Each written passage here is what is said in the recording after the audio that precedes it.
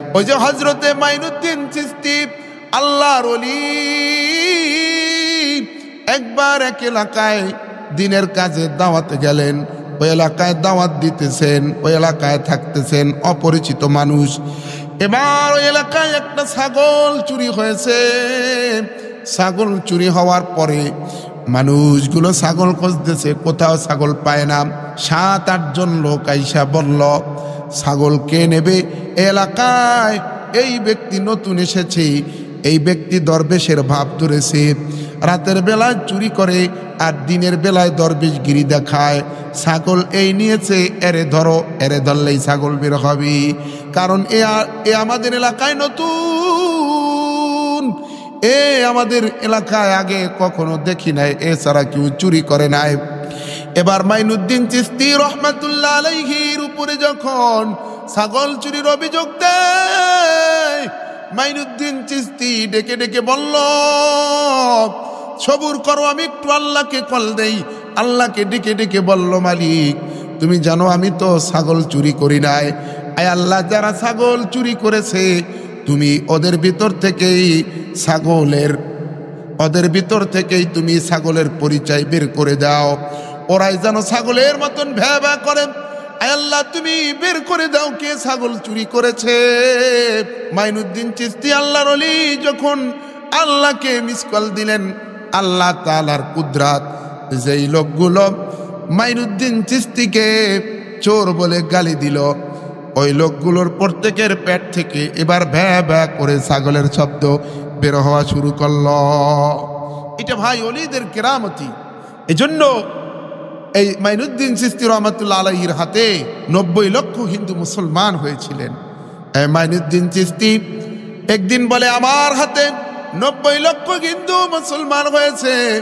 মাইনুদ্দিন চিশতির মা বলে, এ মাইনুদ্দিন, তোর হাতে যে 90 লক্ষ হিন্দু মুসলমান হয়েছে এটা তোর কোনো কেরামতি না, এটা আমি মায়ের কেরামতি, এটা আমি মায়ের অর্জন, আমি মা অর্জন করেছি। বলে কিভাবে? বলে তুমি যখন ছোট্ট ছিলা, তুমি যখন দুধ খাইতাম, যতদিন আমি মা তোমাকে দুধ খাওয়াইছি, এ মাইনুদ্দিন কোনোদিন আমি তোমাকে ওযু ছাড়া দুধ খাওয়াই নাই।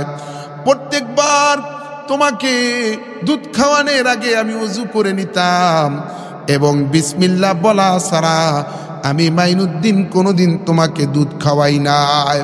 এজন্য আজকে আমি মায়ের সেই নেক আমল, আমি মায়ের পরেশগারির ফসল হলো আজকের মাইনুদ্দিন চিশতি। এজন্য আমার মা বোনদেরকে বলবো, ও আমার মা বোনেরা, সন্তান গর্ভে নিয়ে টিভির সামনে দাঁড়াবা না, সন্তান গর্ভে নিয়ে মার্কেট করতে যাবা না, সন্তান গর্ভে নিয়ে খারাপ কাজ করবা না, সন্তান গর্ভে নিয়ে কোরআন তেলাওয়াত করবা, সন্তান গর্ভে নিয়ে দান সদকা করবা, সন্তান গর্ভে থাকা অবস্থায় জিকির আজকার করবা, সন্তান গর্ভে থাকা অবস্থায় নামাজ পড়বা। তাহলে তোমার সন্তান, তোমার গর্ভে থেকে যেই সন্তানটা জন্ম নেবে ওইটাও মাইনুদ্দিন চিশতির মতন বড় ওলি হবে। সন্তান গর্ভে নিয়ে মারা যদি বেশি বেশি ঘুমায় তাহলে সন্তান অলস হয়। সন্তান গর্ভে নিয়ে মা যদি কাজ কাম করে তাহলে সন্তান কর্মঠ হয়। সন্তান গর্ভে থাকা অবস্থায় মা যদি দস্তরখানের খাবার উঠাইয়া টোকাইয়া খায় তাহলে গর্ভের সন্তান চালাক এবং চতুর হয়।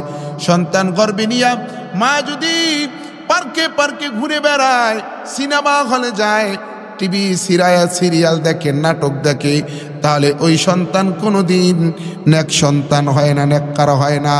আল্লাহর পয়গম্বর হযরত ঈসা আলাইহিস সালাম ছোট্টবেলায় মায়ের সাথে একদিন কোন এক শহরে গেলেন, যে দেখেন ওই শহরে মানুষের অনেক ভিড়, মানুষগুলো জটলা বেঁধে আছে। পয়গম্বর ঈসা নবী ছোট্ট মানুষ, ডেকে ডেকে বললেন, এখানে কি হয়েছে? লোকেরা বলল, আমাদের বাদশার স্ত্রীর বাচ্চা হবে, কিন্তু বাচ্চা ডেলিভারি হয় না। এত ডাক্তার কবিরাজ কাজ দেখালাম কিন্তু কোনো কাজ হয় না, বাচ্চা ডেলিভারি হয় না। কারণটা কি? কোনো ডাক্তারই বাচ্চা ডেলিভারি করার ব্যবস্থা করতে পারতেছে না। এই দেশে যত বড় বড় ডাক্তার ছিল সব ডাক্তার দেখানো হয়েছে, কেউ সমাধান করতে পারে না। বাচ্চাও মারা যাবে, বাচ্চার স্ত্রীও মারা যাবে, বাচ্চা অনেক পেরেছান। ঈসা আলাইহিস সালাম দেখেন লোকগুলো তাদের দেবদেবীকে ডাকতেছে, দেবদেবীকে হা হু করে ডাকতেছে আর সাহায্য চাইতেছে, প্রতিমার কাছে সাহায্য চাইতেছে। দুনিয়ার কোন দেবদেবী প্রতিমা কাউকে সাহায্য করতে পারে না। সাহায্য করার মালিক হলো একমাত্র আল্লাহ রব্বুল আলামিন। এজন্য বিপদ মুসিবতে যখন পড়বেন রে ভাই, আল্লাহ তাআলাকে ডাকবেন, আল্লাহ তাআলা আপনার আমার ডাকে সাড়া দেবে। বিপদে পড়ে কোনো বাবাকে ডাকা যাবে না, পীর সাহেবকে ডাকা যাবে না। আমার অনেক ভাই বিপদে পড়লে তার পীরকে ডাকে, বাবার নাম ধরে ধরে ডাকে, বলে খাজা বাবা তুমি আমাকে বাঁচাও। বিপদ এবং মুসিবত থেকে উদ্ধারকারী হলেন একমাত্র আল্লাহ। এজন্য আপনি আমি যখনই কোনো বিপদ মুসিবতে পড়ব আল্লাহ তাআলাকে ডাকবো, আল্লাহ তাআলা আপনাকে আমাকে বিপদ থেকে উদ্ধার করবেন। ভাইরা আমার, এবার আল্লাহর পয়গম্বর ঈসা নবী লোকদেরকে ডেকে ডেকে বলল, যাও যাও তোমাদের বাদশার নিকট খবর পৌঁছাও, আমি তোমাদের বাদশার স্ত্রীর সন্তানের ডেলিভারির ব্যবস্থা করব। আমাকে তার সামনে নিয়ে যাও, তার স্ত্রীর কাছে নিয়ে যাও। আমি যদি আমার এই হাত বাদশার স্ত্রীর পেটের উপর রাখি তাহলে তার সন্তান নরমালে সুস্থভাবে ডেলিভারি হয়ে যাবে। এবং শুধু তাই নয়, সন্তান ছেলে না মেয়ে এটাও আমি বলে দেব। বাদশা বলল, এ ভাই সন্তান ছেলে না মেয়ে তুমি একটু বলে দাও। এবার আল্লাহর পয়গম্বর ঈসা নবী ডেকে ডেকে বলল, বাদশা আপনার সন্তানটা হলো পুত্র সন্তান, সন্তানের চেহারার মধ্যে কালো একটা তিল আছে আর সন্তানের পিঠের মধ্যে সাদা একটা তিল আছে। আপনি বলেন আমি যদি আপনার সন্তানের ডেলিভারির ব্যবস্থা করে দেই আপনি কি কালিমা পড়ে মুসলমান হবেন? এবার বাদশা বলল, হে আল্লাহর পয়গম্বর ঈসা নবী আপনি যদি ব্যবস্থা করে দেন তাহলে আমি ওয়াদা দিলাম কালিমা পড়ে মুসলমান হয়ে যাব। এই ওয়াদা পাওয়ার পরে পয়গম্বর ঈসা নবী যখন ওই বাদশার স্ত্রীর পেটের মধ্যে হাতখানা রাখলেন, হাত রাখলেন আর বললেন, আল্লাহর হুকুমে পেটের ভিতর যেই বাচ্চা আছো তুমি তাড়াতাড়ি করে আল্লাহর হুকুমে এখনই বের হয়ে যাও। যখন এই আদেশ দিলেন আল্লাহর ছোট্ট বান্দা পেট থেকে বের হয়ে গেল, বাচ্চা ডেলিভারি হয়ে গেল। এবার পয়গম্বর ঈসা নবী বাদশাকে ডেকে ডেকে বললেন, বাদশা আপনার ওয়াদা মোতাবেক এখন আপনি মুসলমান হন, আপনি ঈমান আনেন, আমার প্রতি কালিমা পড়েন। ছোট্ট ঈসা নবী যখন বললেন আপনি মুসলমান হন, এবার বাদশার কওমের লোকেরা ডেকে ডেকে বলল, এ বাদশা খবরদার আপনি মুসলমান হবেন না। বলে কেন কেন? বলে আপনি মুসলমান হবেন না কারণ এটা হলো একটা জাদুকর, আপনাকে জাদু দেখিয়েছে। বাদশা মুসলমান হওয়ার জন্য প্রস্তুত হয়েছিল কিন্তু তার কওমের লোকদের কারণে হতে পারে না।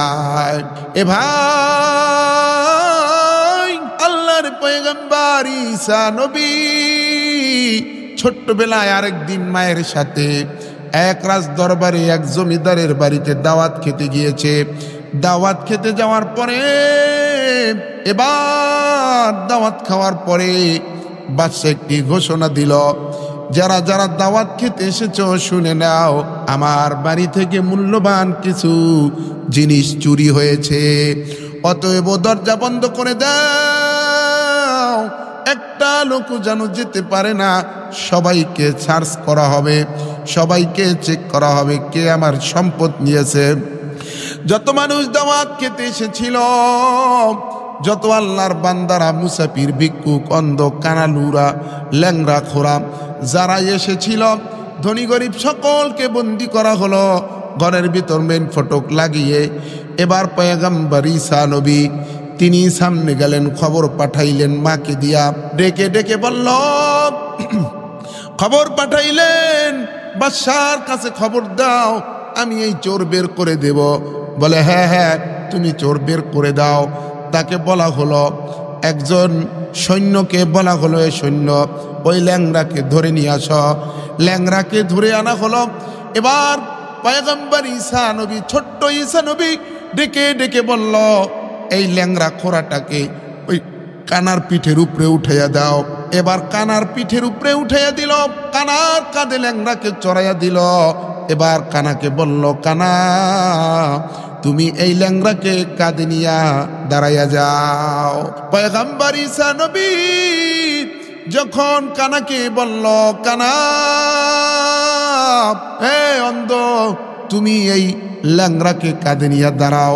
এবার কানাটা ডেকে ডেকে বলল যে ভাই আমি অন্ধ মানুষ, শরীরটা আবার দুর্বল, আমি অনেক দুর্বল, অনেক ক্ষুধার্ত, অনেক অসুস্থ, আমি তাকে কাঁধে নিয়ে দাঁড়াতে পারবো না, এটা আমার দ্বারা সম্ভব না।